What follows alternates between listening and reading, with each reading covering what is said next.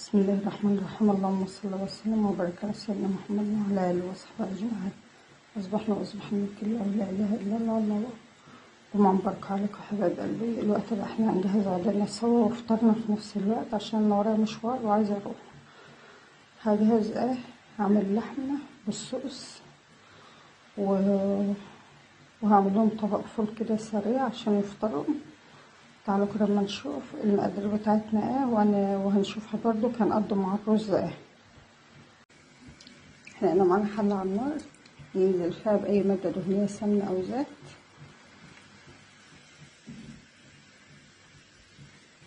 نسيبها لحد ما تسخن خالص والنار تكون عالية على الآخر كده. هننزل فيها احنا هنا معانا قطع لحمة مقطعينها قطع كده ومعانا حبتين عظم.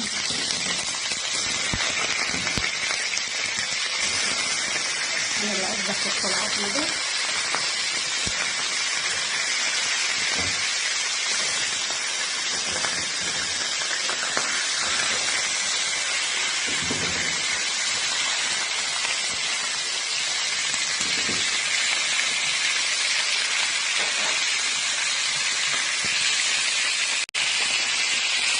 كده نبدأ تقليبها كده.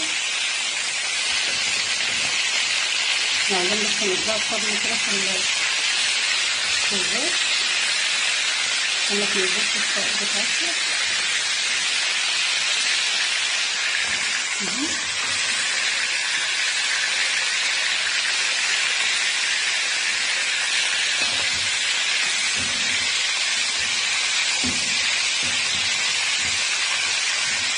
أول ما لونها تغير كده نقلبها.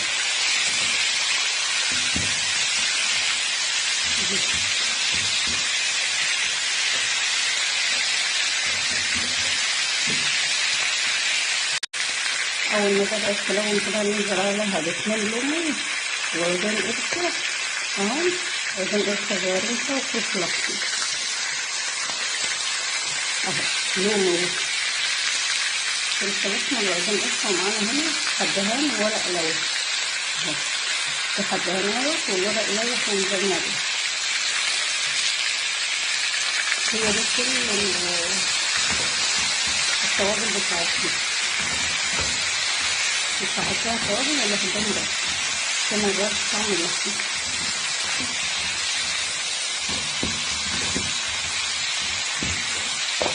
نطلع ريحة كده وننزل عليها بالبصل. قبل ما ننزل بالبصل هننزل كده دي معلقة توم اهي، هننزل بيها في النص كده اهي. تاخد على خطواتها كده مع التوابل ما شاء الله عليها.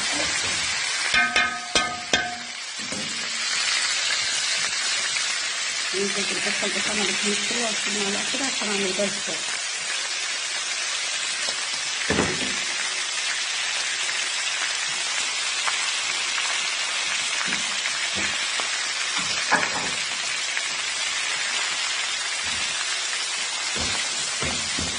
نقلبها كده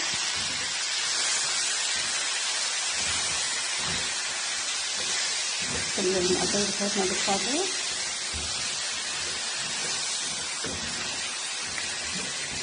لسه بنقضفها تانية بس مش الوقت كده بقى تاخد الزيت كده مع البصلات كده ونقطعها. احنا مش هنحط ملح ولا أي حاجة دلوقتي.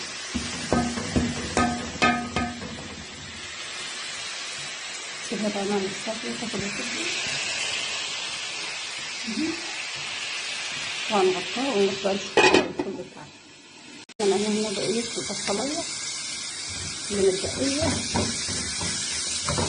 للحمة شلت منها الجامعة الأساسي.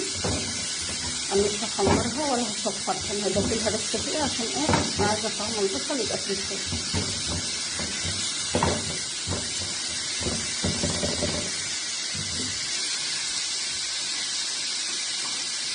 انزل عليها كده بذرة من الفلفل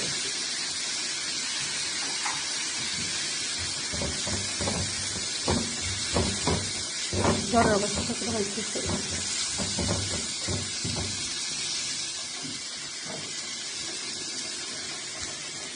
وبرده رشة من الماء.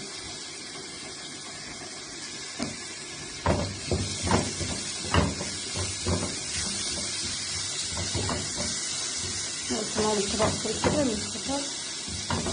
هما مش عايزين يفطروا، بس انا قلت لو هنعمل طبق فول بس كده سريع سريع مع حته جبنه مع حلاوه طحينه وخلاص.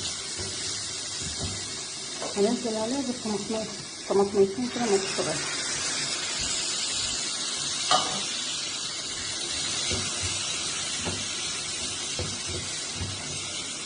تاخد الزبدة كده مع بعضها على مد الفول ربع فرمة. هنا بقى هنزل بكمون وكزبرة والملح بقى على حسب الرغبة. شوفوا انت بتحب الملح ايه اعملي كده. يبقى احنا حطينا الفلفل الاسمر على البصله وحطينا الكمون والكزبره على الطماطم برضو مش هنسيبها لحد ما تتسبك. احنا عاوزين طعم الطماطم والبصل يبقى فيه كده اهو. هننزل بالفول بعد ما اديناه في الكبه نص فرن. نسيبه بقى ياخد ودي كده مع بعضه.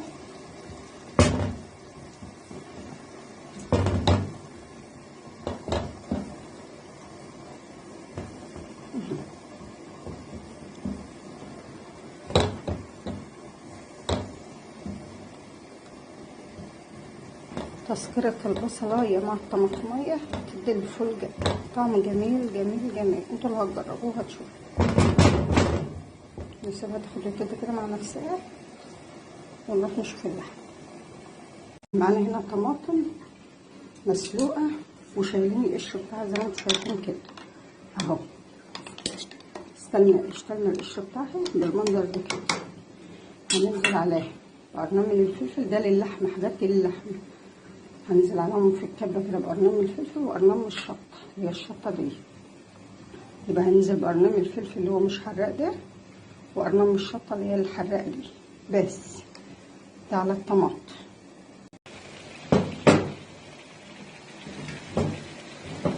احنا معانا الصوص اللي نازل من اللحمه ده اهو. شوفوا البصل بتاعنا عامل ازاي ما شاء الله، مع ريحه التوابل اللي احنا حاطينها اللي هي الفلفل الاسمر والقرفه والحبهان والورق اللوري. ما اقولكوش مع التومه بقى مع البصلايه ما شاء الله. ما تكترش توابل اكتر من كده عشان ما تغيرش طعم اللحمه. وهنا الفلفل والشطه والطماطم اللي احنا ضربناها هننزل كده باللحمه اهو.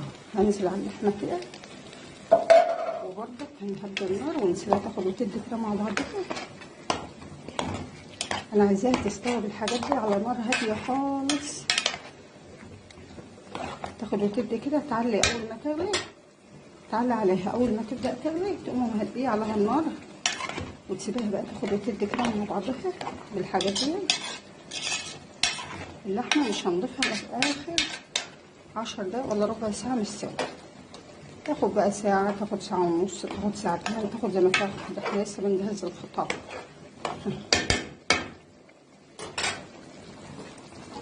نغطي عليها برضه. هنا طبق الفول بتاعنا ما شاء الله عليه. شوفوا نروح بقى نقدم الفطار للولاد ونفطرهم اهو. طبق الفول اهو، جربيه والله ما هتندم. فول بالطماطم والبصل ده بيبقى فيه تسكره كده وبيبقى طعمه جميل.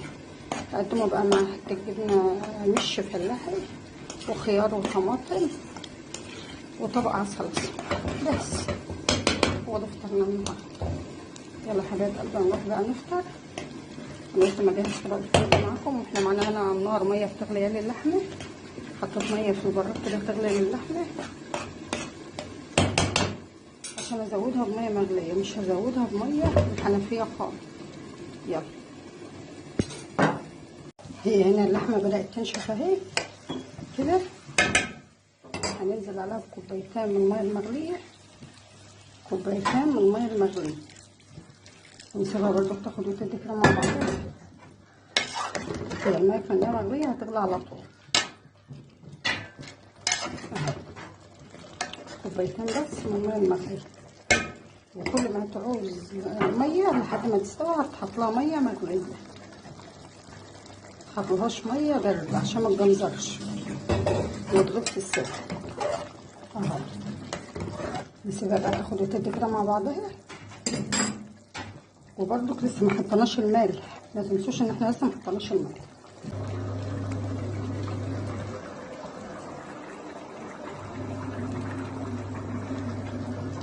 احنا كل ده واللحمه بتاعتنا اهي، اللحمه بتاعتنا اهي لسه ما حطيناش ماء. هننزل عليها بمعلقه واحده جزر كده، عشان الجزر بطعم اللحمه بيخلي طعمها جميل. يبقى احنا حطينا لها بصل وطماطم على فلفل وجزريه. انتوا بقى اللي هتجربوها وهتشوفوا.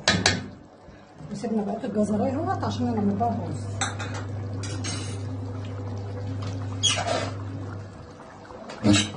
معانا الرز بتاعنا اهو، هننزل فيها دي حله فيها زيت.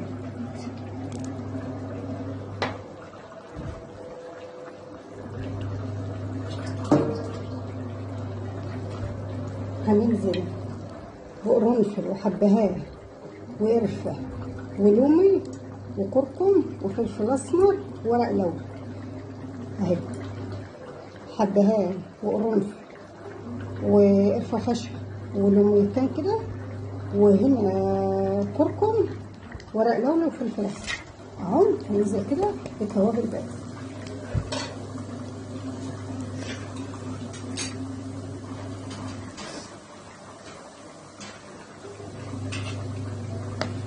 تشم ريحة التوابل، تقلبها كده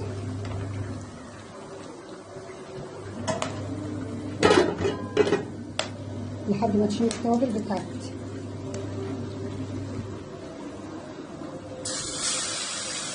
ننزل ببصلاية، دي بصلاية صغيرة مفرومة. هنعمل رز مصري بطريقة مزهرة. ده رز مصري عشان لا تجيبيلي رز بسمتي ولا يبقى فيه تكلفة، لا هنعمل الرز المصري مبهر بنفس طريقة الكبس. هنديلها تشويحة كده ونرجع. احنا هنا معانا البصلاية بعد ما اتبلت، هننزل عليها الجزرية. دي بقية الجزرية اللي احنا حطيناها على اللحمة. في جزرية واحدة استخدمت نصها هنا ونصها هنا اهو. برضه هنديلها تشويحة كده.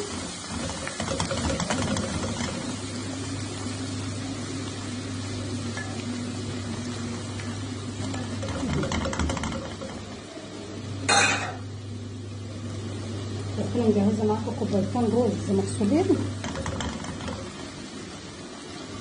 ومية نحطها تدفى كده عشان انزل بيها دفى على الرز، او ممكن مية من الحنفية عادي.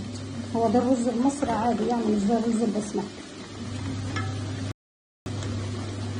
اللحمة بتاعتنا احنا لسه محطناهاش اي مالح، لان انت يعني اللحمة بتختلف صغيرة كبيرة بقى على حسب السوا بتاعها.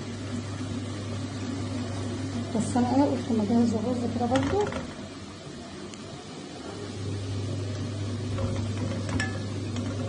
ننزل بقى بالرز بتاعنا كده.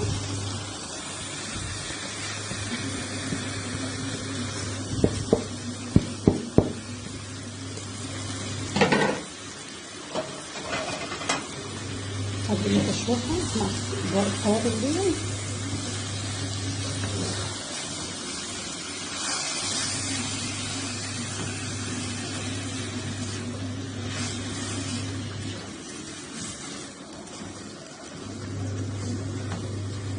لو عايزاه اصفر قوي هتزودوا له انتي معلقه كركم كمان.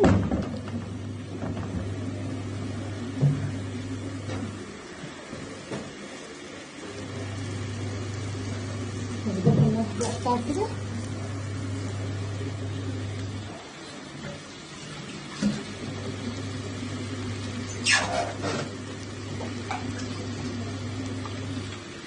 وسنة صغيرة كده متكون. وهننزل بالمية بتاعتنا كده.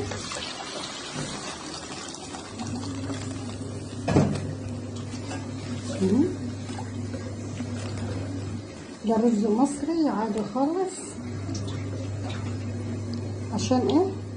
مش شرط ان انت تكلفي وتجيبي رز بسمتي، اهو كله بالتالي.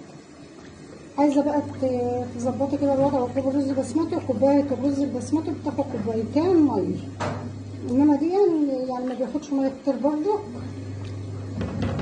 كوبايه بتاخد كوبايه او كوبايه وربع. ظبط ميتك كده اهو، وهنسيبه بقى لحد ما يشرب خالص، تكون اللحمه بتاعتنا برضو دخلت في السوا، وهنشوف برضو كمان تاني. يلا بقى يا حبايب قلبي اخلص كده وارجع لكم. الرز اهو بعد ما تشرب الميه بتاعته هتسيبيه بقى كده تهدى على النار، وتسيبيه لحد ما تيجي تقدمي الاكل يكون استوى سوا كامل. وهو ما شاء الله عليه لونه جميل، مش الصفار اللي بالك فيه، ولونه حلو. وده بيكون الشكل النهائي للرز بتاعنا يا حبايب قلبي اهو، ما شاء الله على شكله اهو، ما شاء الله طعمه جميل والله. ودي اللحمه بتاعتنا اهي، شوفوا اللحمه بالصوص كده طعمها والله جميل جميل جميل، ومستويه جميله والله اهي. شوفوا اهي مستويه خلاص اهي. دي لحمه بالصوص كده بتاكلها مع رز بسمته اهي، والتوابل بتاعتها يعني مش كتير ولا حاجتها كتير ما شاء الله. هي دي حبايب قلبي، ده بيكون الفيديو بتاعنا النهارده، وده بيكون غدانا. جمعة مباركة عليكم جميعا، والسلام عليكم ورحمة الله وبركاته. ما تنسوناش باللايك وبالاشتراك، والسلام عليكم ورحمة الله وبركاته.